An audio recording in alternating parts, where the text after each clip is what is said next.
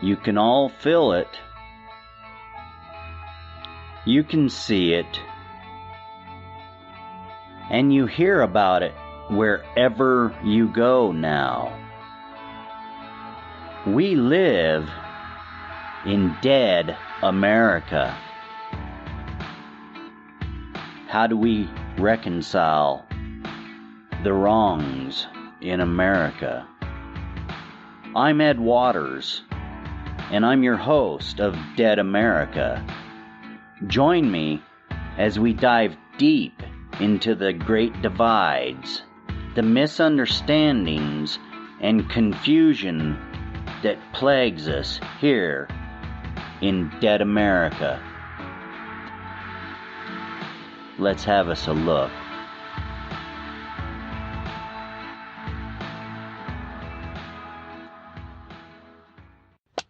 Welcome to today's episode of Dead America. Today we have a special guest with us, Tiffany. Her age is 33. Tiffany's been homeless for about 8 years. Tiffany is the spouse of our previous guest, Jess. With that being said, let's get into this. How you doing today, Tiffany? I'm doing alright. Well, as good as you can be anyway for being homeless, huh? Yeah, pretty much. So, let's talk about that. How does it feel personally to be homeless? It's hard. Yes. It's rough. It gets really depressing. Yeah?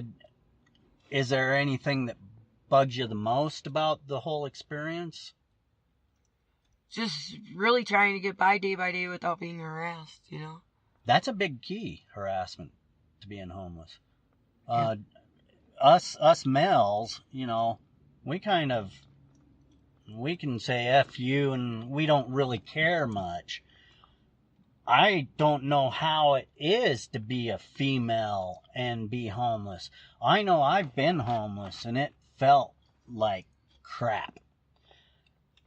I mean, to be a woman with all the extras involved in just being a woman in this world, that's got to be so difficult. Yeah. What keeps you going, Tiffany? Mainly my kids. How many kids? I have 3. And who's got possession of those? My parents. Thank God they have it within them to take care of those children, I guess, huh? Yeah, that's about the most that they can do for me, you know? Well, I couldn't ask them for any more either. Right on. Well, actually, they're your parents, and you should be able to ask them for anything. They are your parents. Now, if circumstances of the world change that, that's just part of Dead America, and that's the purpose of this show, is people have struggles, and then it's compiled by family, peers, just society alone. They walk and they look at you like you should be something other than yourself. Yeah, all the time. So, do you go to a special place to deal with it, or do you just get angry? I don't know, I guess I just try to ignore most of it, you know? Just hold it in. And that's a point a lot of people do. Try to hold it in because they don't know how to express themselves. They're afraid to express themselves over retribution from the system or family or whatever. And it seems like people like you and Jess are getting lost in America, and nobody has a sense of care or wonder if you're okay. You know, I look for you guys once in a while just to make sure you're okay. Yeah. And there's not a lot of people out there doing that sort of things. And, you know, just to simply say hi, right, it can be a blessing, you know? Yeah. I mean, sometimes when there's times where my own family won't even, they won't come, but they'll call. They try to call. Yeah, it's like they're embarrassed. Yeah. And I've felt this. I'm kind of the black sheep of my family amongst a few others, but I was raised in a pretty hellbound family. We were rowdy. We didn't give much of a F about anything at the time. I'm surprised I'm as compassionate as I am growing up in dead America, because that's what it's become over the years. I see it going deeper and deeper in disparity instead of love and caring for each other. Nobody seems to care if you have a place to stay, or are you fed? Do you have a place for your basic needs like toiletries and a shower, a simple shower once a day, or a bath, whichever you may prefer? That's not easy when you're homeless. No, it's not. So I notice you guys live in a minivan. Thank God you've got a van. Yeah, we wouldn't have that if it wasn't for his dad. Huh. His dad's been a blessing with that. Thank God for blessings. They come in all forms, and you never know when those blessings come. Yeah. And, I look all the time for blessings for people. Yeah. But it's so hard to bless people because it seems like the world wants to block any sort of blessing that might come to somebody that is without. Oh, yeah. All the time, People tell us all the time, like if we're flying a sign or whatever, they'll be like, oh, we'll go get you something to eat, and then we'll be right back, and they don't come back, so. Yes. And that's another good point, Tiffany, is the world's plagued with that very thing. If you say something, do it. Right. And a lot of people just can't simply do that. And that's run amok in the world, and that's why nobody has trust anymore amongst each other. If I say something, I'm going to do it, or I'm going to communicate effectively with the person that I said I'm going to do this. That's a point in dead America that we have to get across. If you say something, mean it. Don't come up to an individual that's in need and say, I'm going to bring you something, and then just go away. Right. False hope. Right, or don't come up to, because we've had people come up to us and help us before and call the cops on us too. Really? Yeah. And it's like, tell me about that, Tiffany. I've got to hear this one. Oh my heavens. There was an older lady one time, came up and brought us Burger King or whatever, and then it was like not even 5 minutes later, she sat in her car for a while, on her phone. Not even 5 minutes later, cops showed up, kicking us out, telling us we couldn't panhandle there or whatever. I call it flying because, panhandling is like, I don't know, I look at panhandling almost like you're walking around from door to door asking people for money, or going up to people that are shopping asking them for money. I don't do that. I hold up a sign, I stand on a corner, I give them, a chance to choose whether they want to help me or not. Yes. You're not an aggressive panhandler. No, yeah, exactly. No, right. I don't ask for money. I mind my own business. I talk to people that talk to me. I won't talk to people that don't, people that want to ignore me, they can ignore me. Yes. That's all right. And that's how it should be. We always end up getting the cops called on us, or, ran off, and all we're trying to do is just eat and live. Yeah, simple basic needs. And it's hard to even reach those day to day. Yeah. I mean, a simple hamburger could change your whole world for the day, And people don't realize what 99 cents could do for an individual. Or a simple hello. Yeah.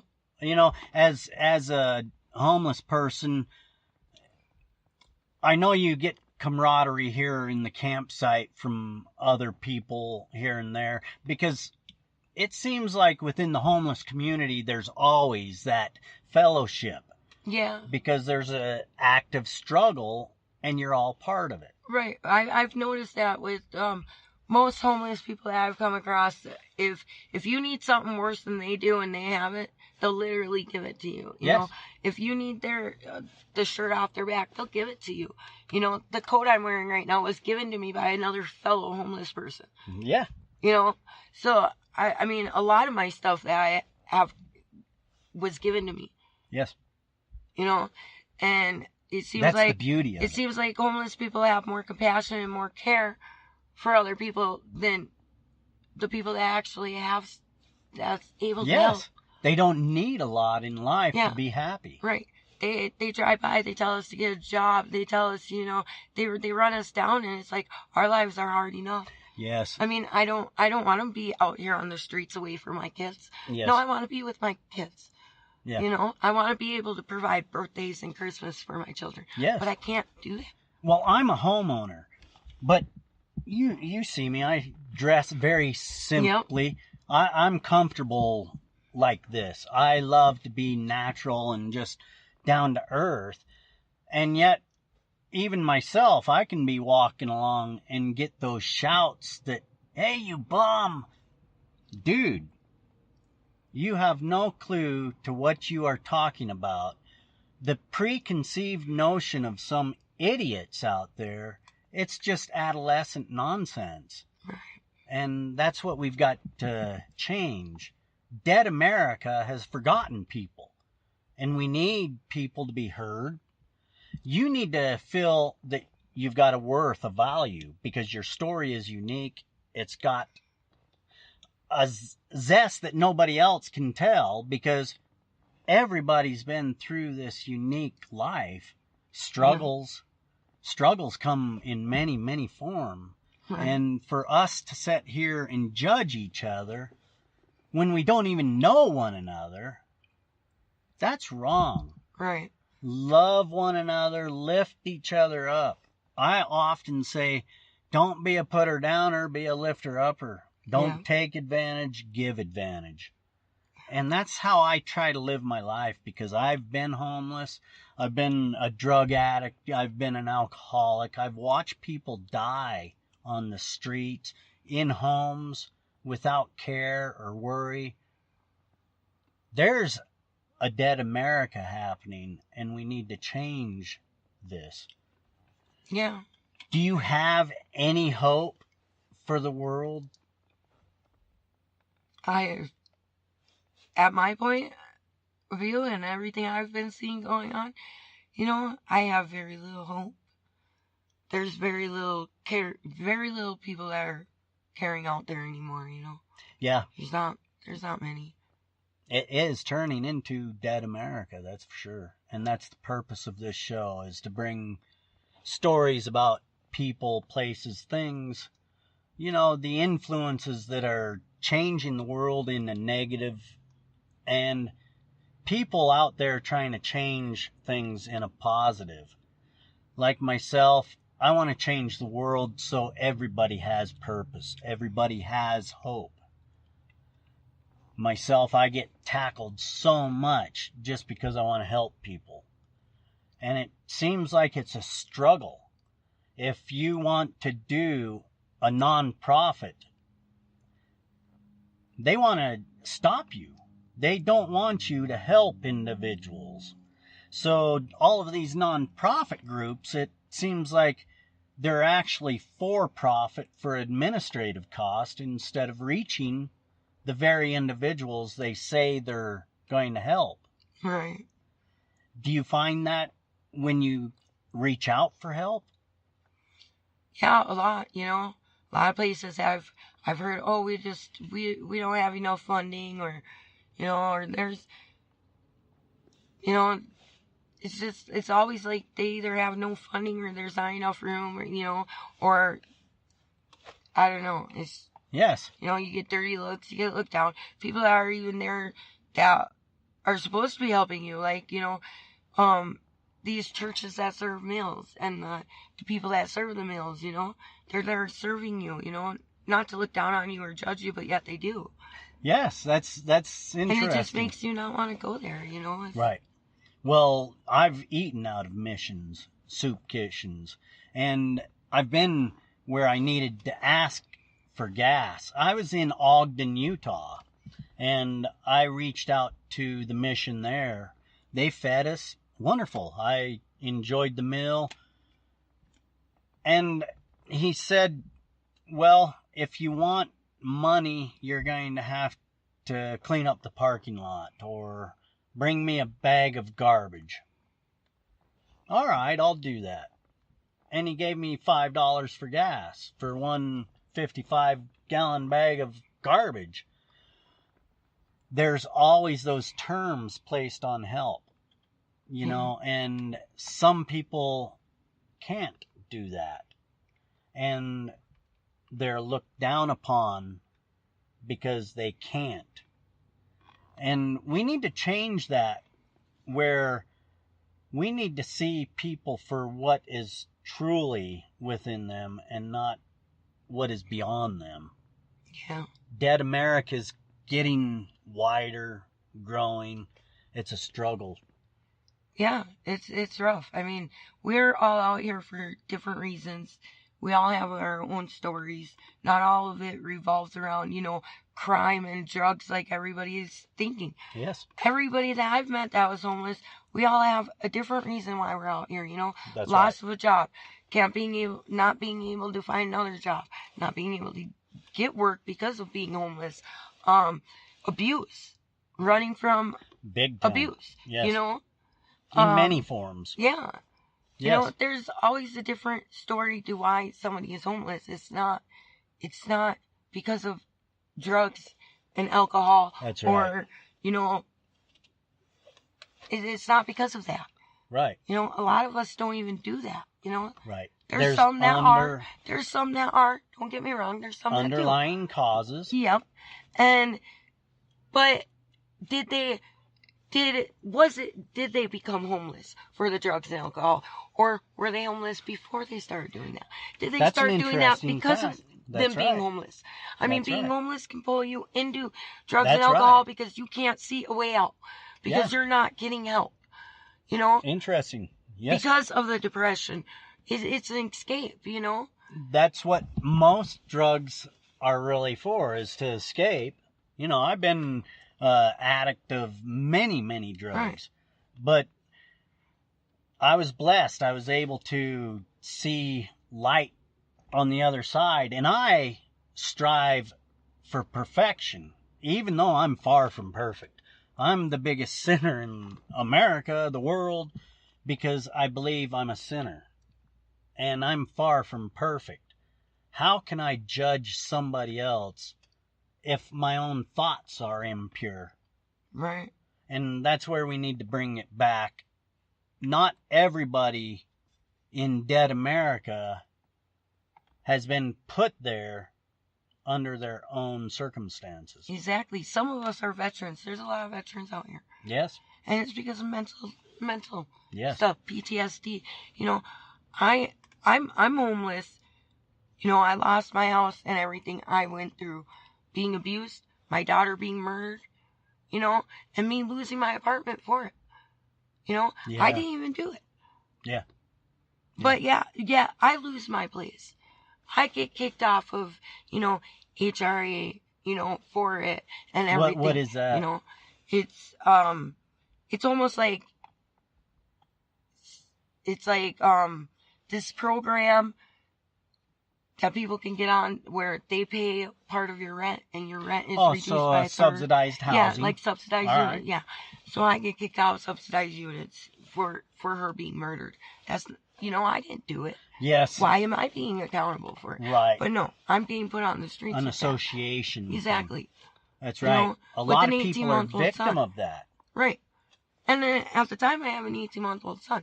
You know how hard it is to pick yourself up off of the streets with a child. Right. And victim by association or blood guilt. Yeah. That's just so wrong in America. And that's what we're here to change. And with that, we're running into our time limit for this episode. I definitely want to have you back, Tiffany, because I think you've got more story to be told.